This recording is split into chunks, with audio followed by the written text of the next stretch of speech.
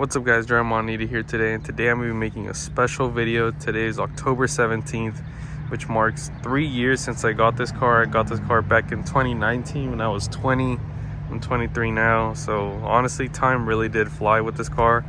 So I'm going to be doing a little 3-year ownership review. So let's start off with the most important thing in my opinion, and that would be reliability.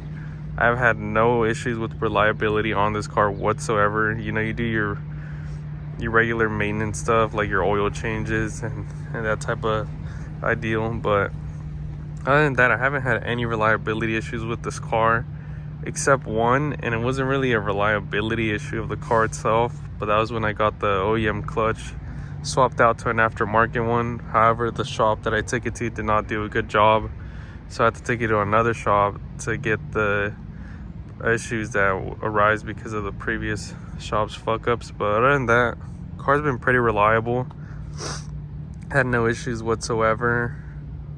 So how about we go to the things that I don't like about the car. There's not really anything I don't like. Yeah, gas mileage isn't the best, but you know, it's a V8 and it's on a Cobra Jet setup. If you're like stock or have an 18 manifold, the car will get you like 350 miles to the tank, so it's pretty good. However, I know with like a Boss 302 setup, you get like 300 to the tank from what I've been told. And if you're on a Cobra Jet like me, you're lucky if you get 250. But you know, that's whatever. It's not really an issue, just something to look out for, I guess, if you care about that type of stuff. But if you get a sports car, you really shouldn't be caring about gas mileage. The next thing that would be, honestly, the things that I really don't like about it would be like the OEM clutch and transmission. Everyone knows these MT82s are garbage.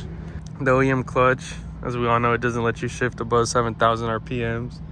So if you have like a Boss 302 or a Cobra Jet, you really have to swap that out. If not, you have to granny shift into the next gear, and you know, you're at that point, you're pretty much lost the race and might as well go home. Besides the transmission and clutch, that's really like the only issues I have with this car. Like the only things I don't like. Oh, the stock ride height is garbage too. You can fit 4 fingers in the back and 4 fingers in the front stock. Like, what kind of shit is that? So I really recommend just lowering the car like 1.5 inches and you should be good.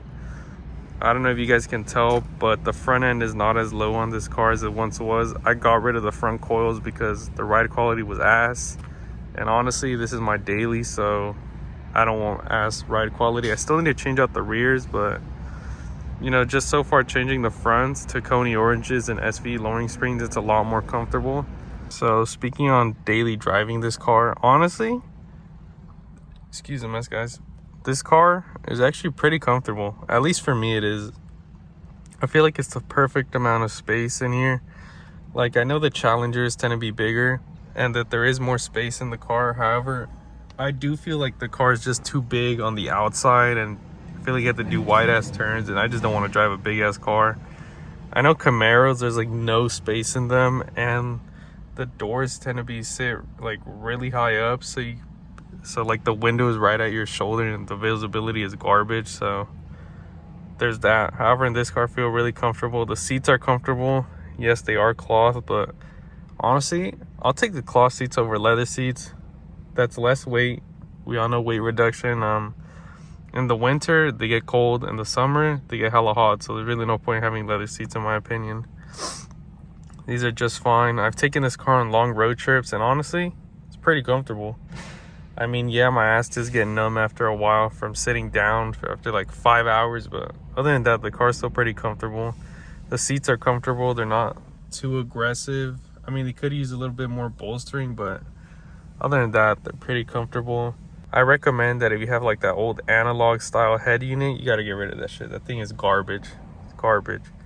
This car came with this, and it's an aftermarket style head unit. I actually thought it was OEM because it looks OEM. The only difference is like up here they got like a CD player, but I mean, why the hell do I want a CD player when I have every song in the world on my phone and I can just play them on Spotify? And yes, I do use Spotify. Spotify is better than Apple Music. I don't care what you guys say. There's no argument. Spotify for the win.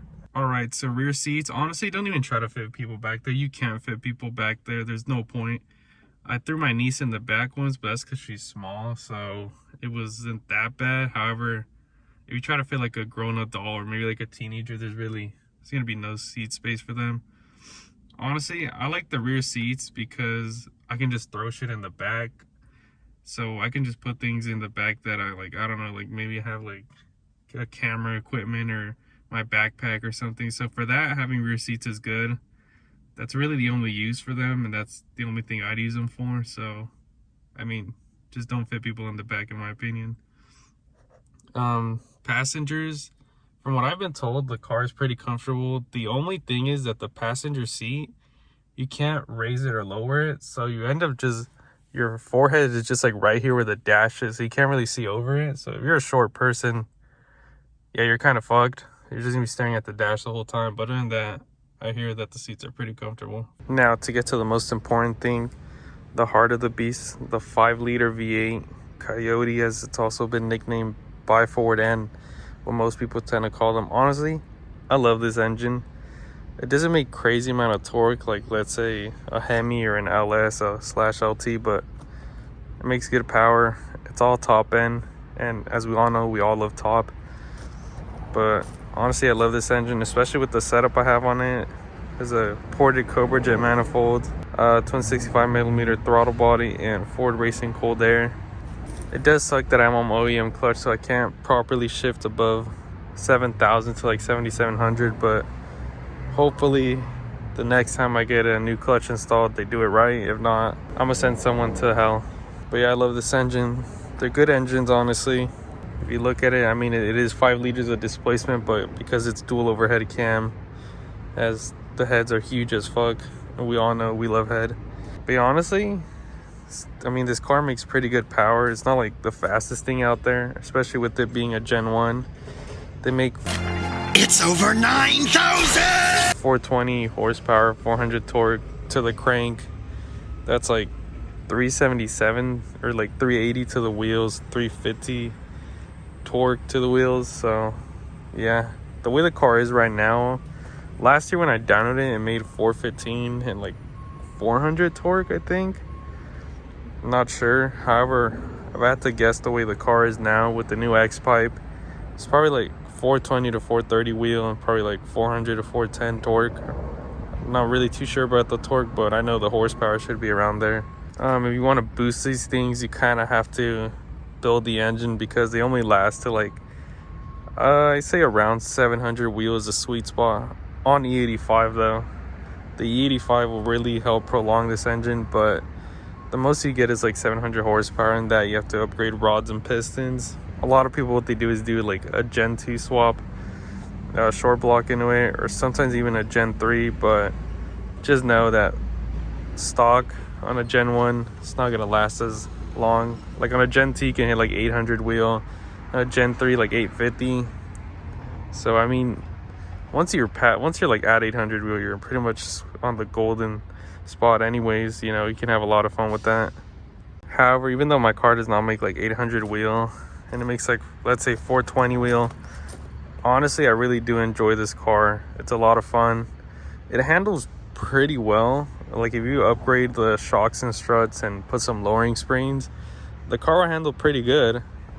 I don't really beat on the car a lot, like take it on some sharp ass turns, hit every corner fast, but if I wanted to, I could. I mean, it's not gonna fucking bird, I swear to God. Damn crows.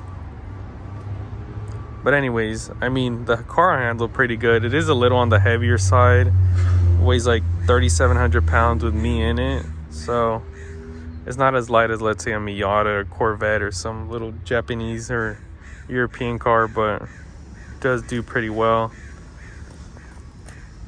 If I had to rate the car, I'd give it like an 8.5 out of 10.